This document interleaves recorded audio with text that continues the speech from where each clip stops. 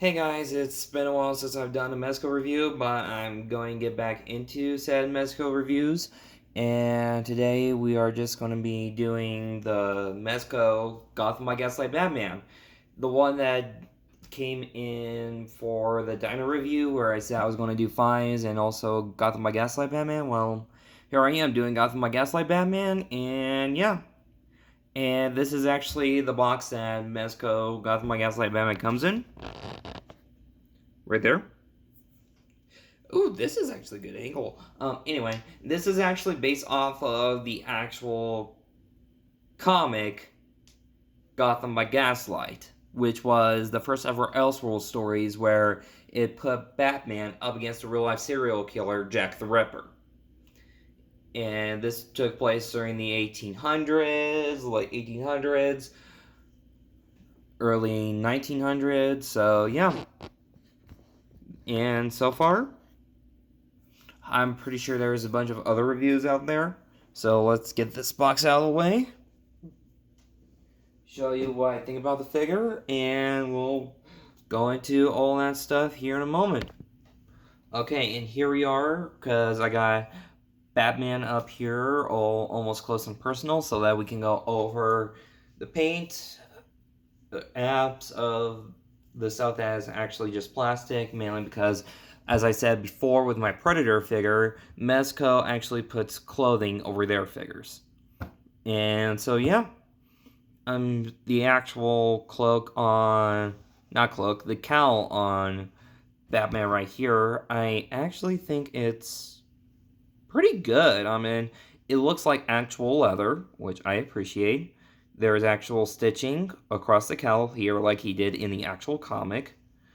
And instead of him having the white eyes, like some other Mezco Batman figures, you actually have they show you the actual skin underneath with the actual blue eyes right there. There you go. See, there's the blue eyes.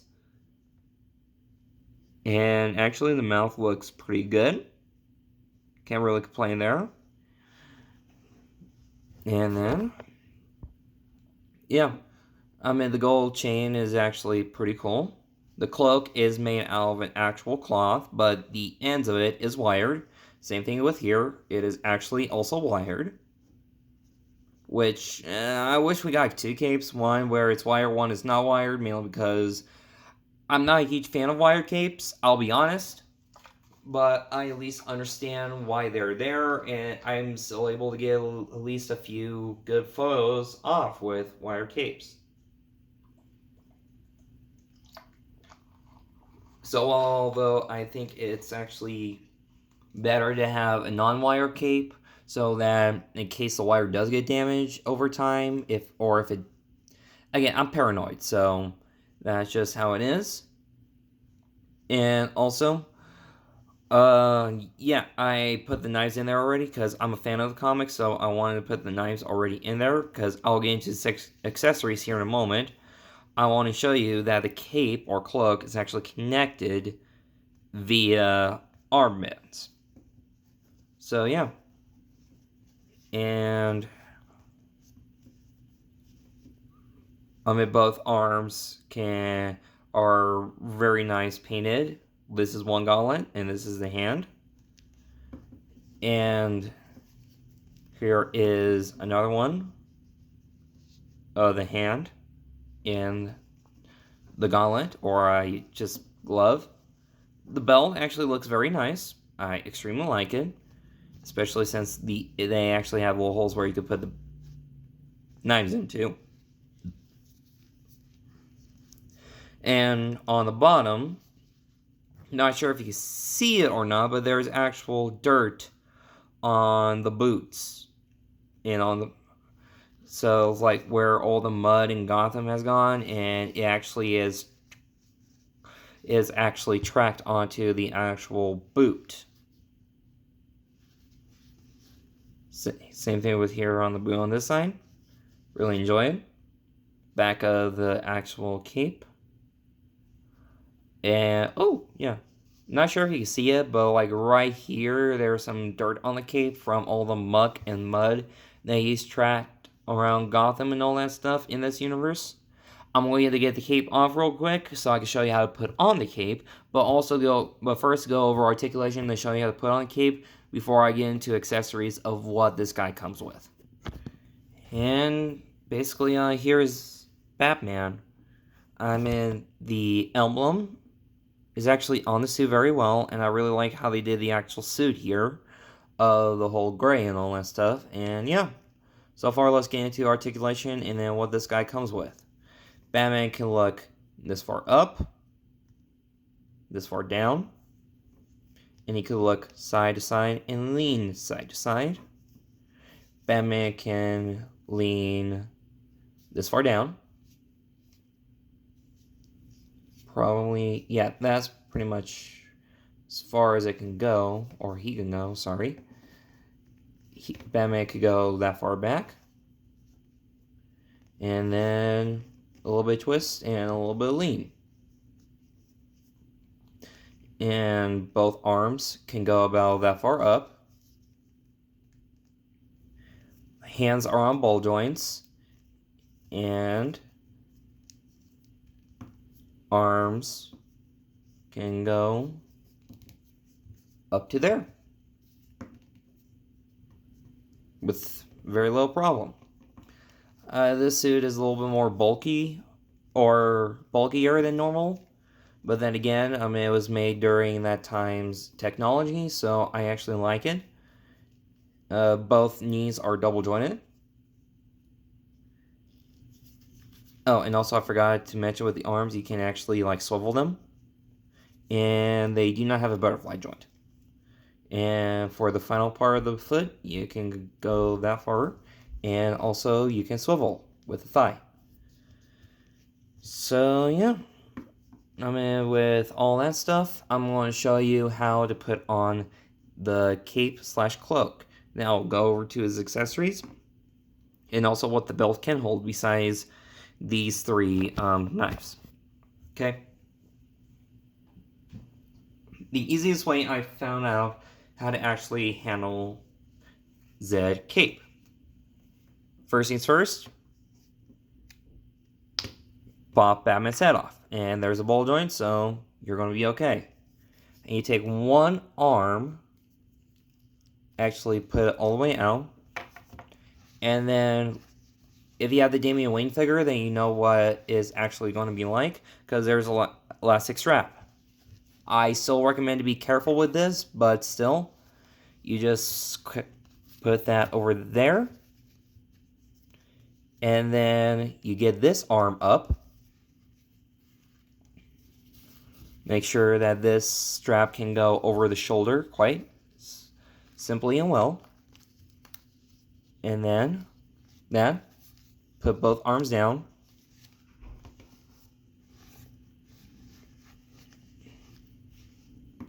And then you put the head back on. Then bam. It looks flush, it looks good. And all that. Oh, and also the both segments up here, well, all three segments down there are wired. So yeah, you get this into some pretty cool poses and all that stuff. But yeah, let me show you what this guy comes with. And Batman here comes with 2 sets of actual hands, fists. And he does come with actual 2 hands to hold items, but right now I'm just using one, mainly because I don't think it'll look well with Batman holding 2 knives. He comes with a open hand, where he can actually point forward before throwing. He has a knife, which he also has another hand specifically for holding the knives and batarangs, while also the other hand that I showed where he was just holding a knife with this little thing, it actually is just for the actual glider.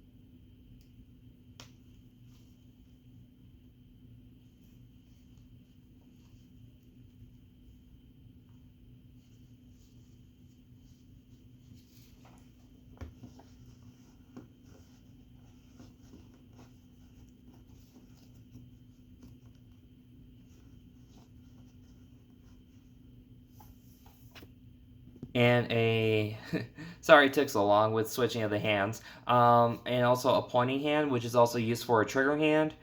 I didn't really get. I should have been talking through all this, which I apologize for. I did not get the Victorian Vigilante pack, mainly because I did not like that they tried to give Batman a grapple gun. I mean, it worked for the Gotham by Gaslight movie, but it was like, no, don't do that.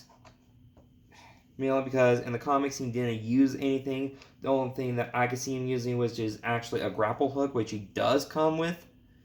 So, here is him with a brass knuckle, which I actually like tremendously. And another hand where he actually holds the cowl. Which, speaking of the cowl, which is now holding in his hand, I get to show you the other heads that he comes with. He comes with an unmasked Bruce Wayne head sculpt, which I think looks great. I mean, it looks like Bruce Wayne during the 1800s, so you got the little mutton chop sideburns there. And the other head, which is a more angrier head, but the space between the lips and the teeth is not necessarily the best. They could have gotten like a little bit more angrier expression when he faced off against Uncle Jacob. That will be for those that actually want to read the comic. Because in the comic, Commissioner Gordon was not Jack the Ripper. Just telling you that off the bat right now. He wasn't. So yeah. And yeah, let me go over some of the other elements of the actual figure. He does come with... No. There. He does come with 6 knives. Already got 3 of them inside the belt, mainly because that's how much the belt can carry, and that's... I like the comics, and therefore, yeah. And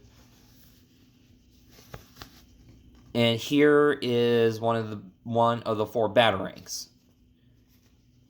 Yep, that little slot pouch right there is actually specifically for the batarangs itself. Here is a batarang. And then for storage, it can actually be folded.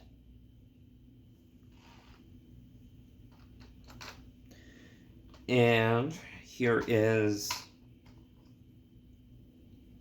Pretty sure this little pouch right here was specifically used for the Victorian Vigilante, which I'm still not thinking about getting unless they actually have something for, handcuffs potentially and all that stuff. And here is the actual grappling hook, which you can have him hang on to for photos and stuff. And here's little wires already wrapped up. Not planning on doing anything more with that. And yeah. Now, this thing. He comes with a pair of flight goggles, which is specifically used for the glider. Which now I'm going to show you how to put on him. Now, of course, with this little figure, hang on, let me just de-elevate my makeshift tripod here so you can actually see what I'm doing with the full figure review. One thing you need to, I highly recommend is making sure that A, the head is off, B, no actual weapons are in the actual hoisters of the belt. I use it mainly safety more than anything else, and out of sheer terror that something might break. And right now, this is the harness. It looks cool. I like the little bat emblem in front. Mine's a little bit crooked, but then again, when flying, I don't really care, so it's fine. Now, what you want to do here is actually, there is little pegs right here. You might want to disconnect both of them. Right there. And then put both arms up in a makeshift T-pose, or not makeshift, he is in a T-pose, there's nothing makeshift about this. And then you put this on first. And then watch, you make sure you line the pegs up with this. Even though you might fight against it half of the time. But once it's there, and then you get everything pegged in,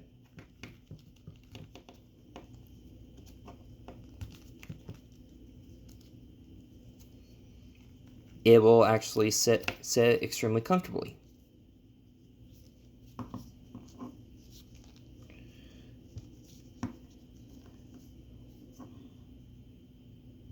Okay, and see? Now next thing, I just put the head of the Batman on.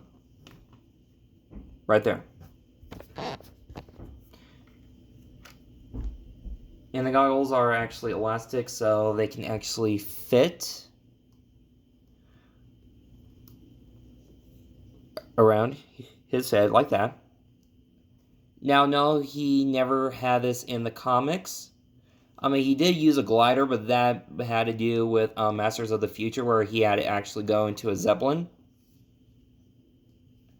I think it was a Zeppelin. It was an airship thing. So, yeah. This is how he looks with the goggles. But it's not all. Because the things have little holsters right there. Now, next part is going to be tricky. Because even though these are soft plastic, it's going to be hard to do. So I'm going to do them off camera. I'm going to tell you of what I usually do. Okay? I make sure that there is enough space in between the fingers and the thumb. Then I get the little holster into position. They go with the instructions, it goes into a different detail, but still, this is the way I make it work. And you could do your own version. You could do whatever you think is best for your figure and yourself, so that you don't cause any damage. So yeah. Okay.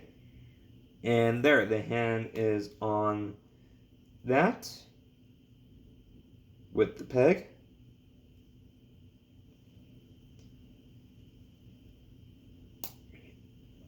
Yep, and mine just came a little bit loose, and then bam. One hand is on, and I'm going to do the other one real quick so that I don't take up much of your guys' time, as I already have. Okay. Now there's going to be these little holes in the back. That is actually where Z ball joints will go. Right here.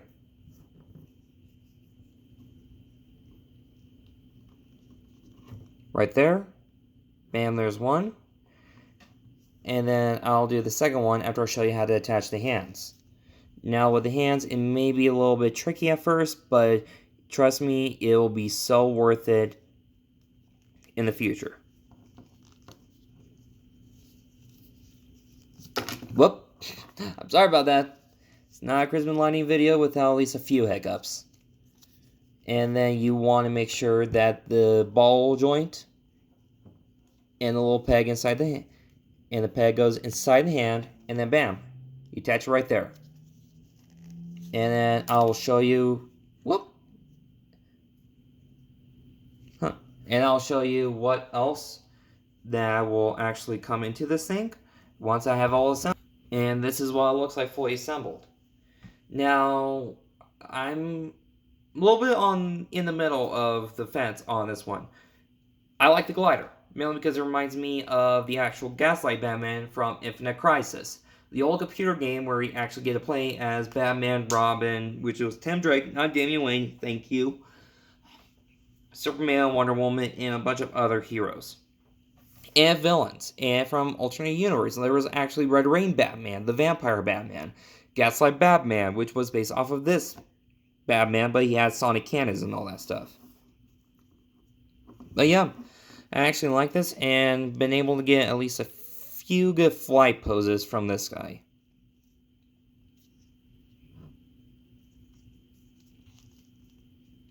But yeah.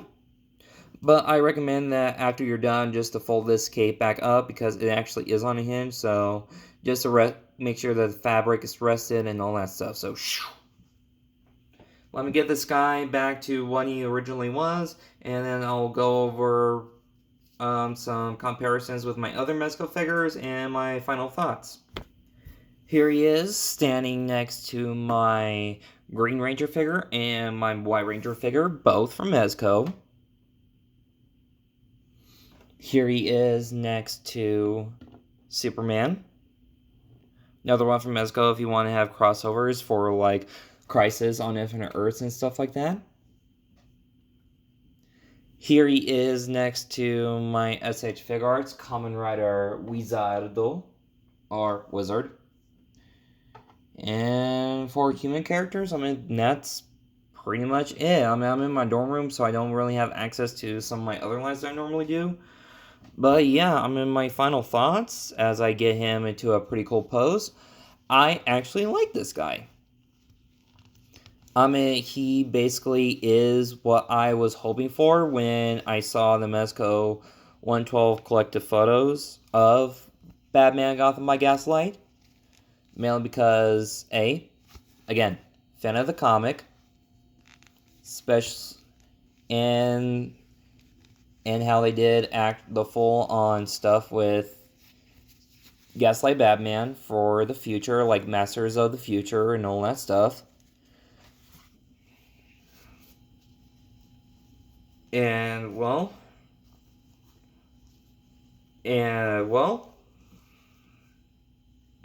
what else can I say about this guy?